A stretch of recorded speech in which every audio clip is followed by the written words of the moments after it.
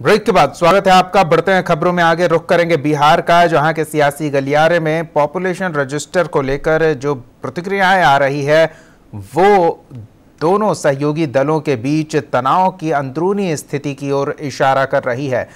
सुशील कुमार मोदी, बिहार के उप मुख्यमंत्री, पहले ही कह चुके हैं कि बिहार में जल्द ही एनपीआर का काम शुरू हो जाएगा, लेकिन दूसरी ओर से तल्ख प्रतिक्रिया आई। श्याम रजक ने टिप्पणी की और उप मुख्यमंत्री के बयान को उनका निजी बयान करार देने की कोशिश की गई और ये भी सवाल उठाए गए कि क्या कैबिनेट में इस पर चर्चा हुई, एकमत हुए लोग, क्या मुख्यमंत्री नीतीश कुमार इसके लिए सहमत हैं।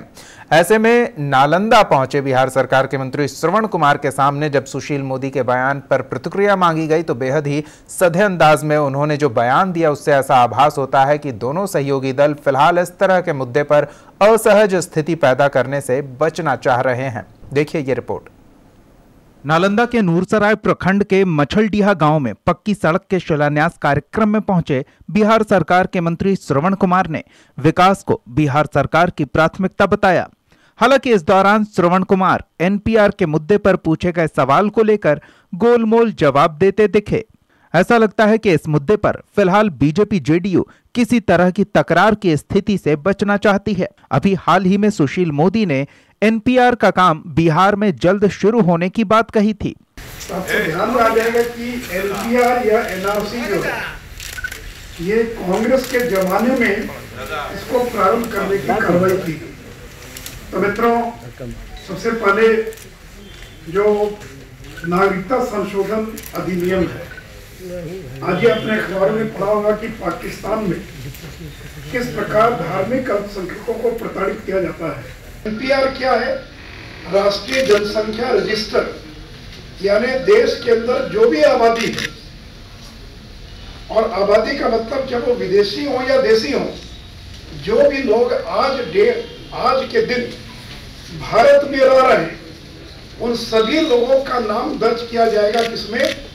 National population register.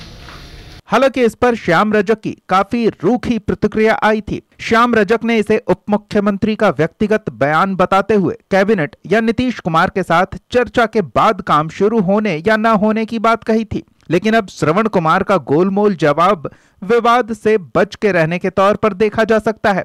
इस दौरान गणतंत्र दिवस परेड में बिहार की झांकी के शामिल नहीं होने से जुड़े सवाल पर जानकारी न होने की बात कह वो मामले को खत्म करने के मूड में दिखे। अब सुशील मोदी जी जो कहे हैं उसके बारे में बातचीत हो रही है और सब चीज़ों पर बिहार निर्णय लेगा और बिहार ऐसा कोई काम नहीं करेगा जिससे यहाँ के लोगों का और यहाँ के भविष्य को कोई नुकसान होगा।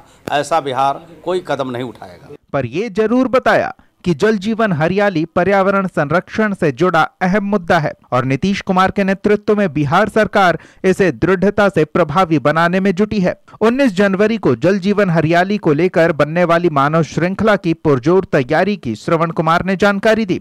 उन्होंने कहा कि इस बार सरकार का लक्ष्य है कि पूरे बिहार में 16,200 किलोमीटर की मानव श्रृंखला बने, जिसमें लगभग 8 करोड़ लोग शामिल होंगे। ओमकार अवामी के लिए नालंदा से राकेश कुमार के साथ दीपक कुमार की रिपोर्ट।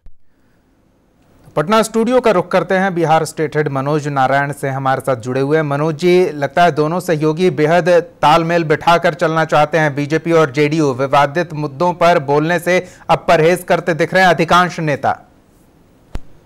देखिए दीपक जी, ये चुनावी वर्ष है और चुनाव का माहौल है।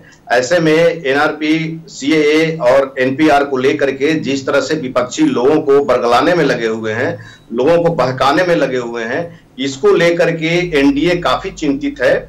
और वोट बैंक, सबसे बड़ी बात है कि वोट बैंक को बैलेंस रखना ये दोनों पार्टी के लिए बहुत बड़ी चुनौती है। एलजेपी भी इसमें शामिल है, तीनों पार्टी के लिए बहुत बड़ी चुनौती है।